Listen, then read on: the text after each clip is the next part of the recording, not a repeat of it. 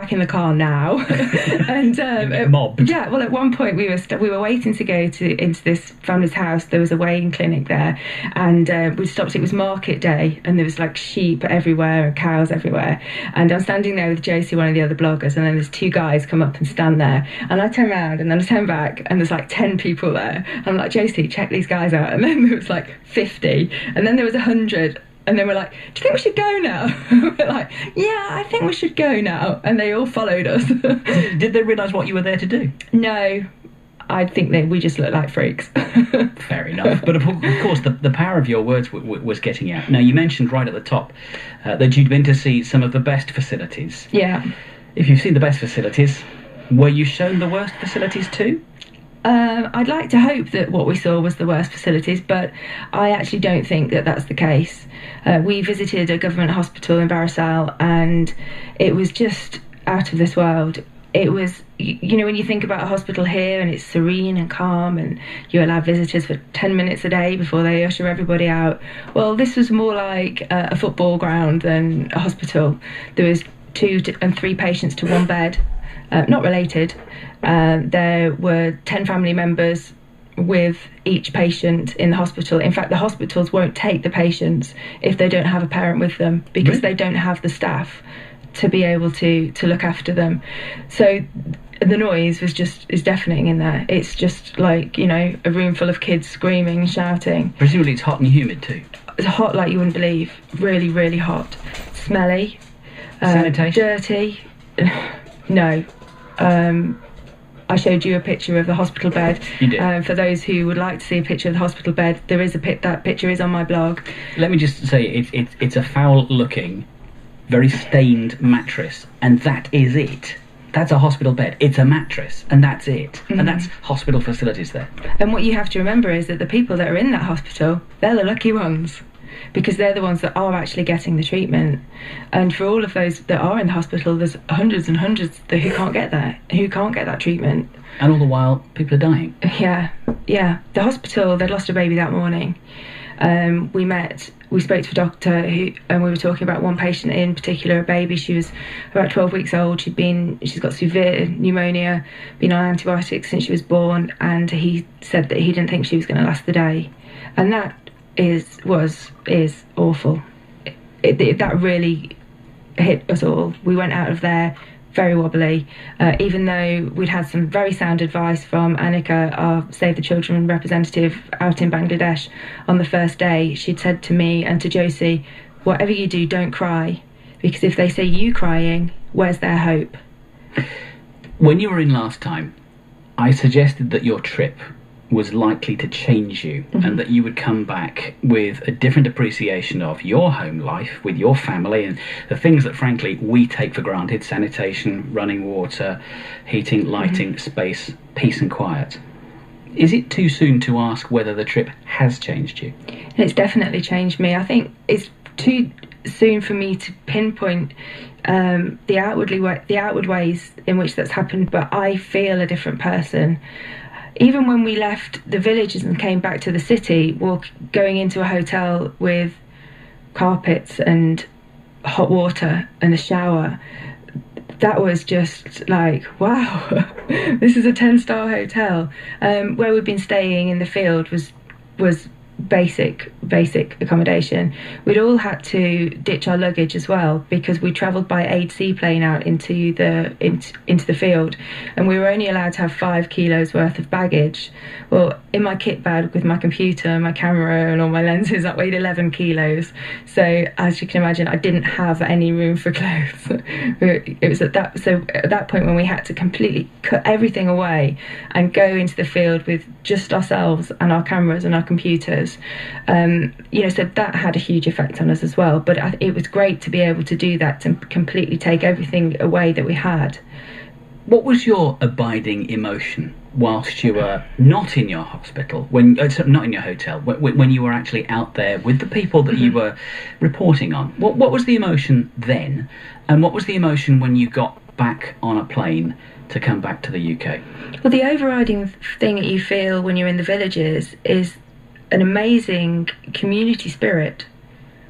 These families are all pulling together because they don't know any different. They don't know what a real toilet is, or real cooking facilities, or to sleep on a bed rather than to be sleeping on a wooden floor. So the kind of, that they're not looking up to getting things because those things just don't. They're not in their lives. They don't have TVs. That there's maybe one radio in a village somewhere. So that I came away feeling, wow, these people are really happy, and look what they've got. They've got nothing. And then on the plane on the way home, you start to think that how wrong it is, the injustice of it all. That in modern world there are people living without electricity, without sanitation. Yeah, look at the way we all live with all our gadgets and equipment, and for $1 they could be treated. For £100 they could get a water pump in their village. It's just, it's the whole injustice of it all that really starts to get at you when you get back. I mentioned that there were targets that have been signed up to. They're called the Millennium Development Goals, and world leaders pledged to work to eradicate the items highlighted within the goals. I talked about one in particular being the reduction by 6 million deaths per year in children under the age of 5. Now that's got to be achieved by 2015. At the moment we're failing that target, and by quite some margin. Yeah. Is it realistic to think that the planet can actually bring that one in, on target, on time? Well, when you look at the work that Save the Children are doing, yes, absolutely. These community healthcare workers have got it wrapped up. They know what they're doing. They are reducing deaths. So why are we behind on the target then? Because of governments withdrawing funding. We need that money to stay in place. Even though, there's recessions all around the world, the government's pledged to give that money. Nobody made them do it. They signed up of their own free will to say that they were going to give the money to support these children, and we have to stop them from backing out. Nick Clegg is going to be our representative at the next summit meeting. Yeah.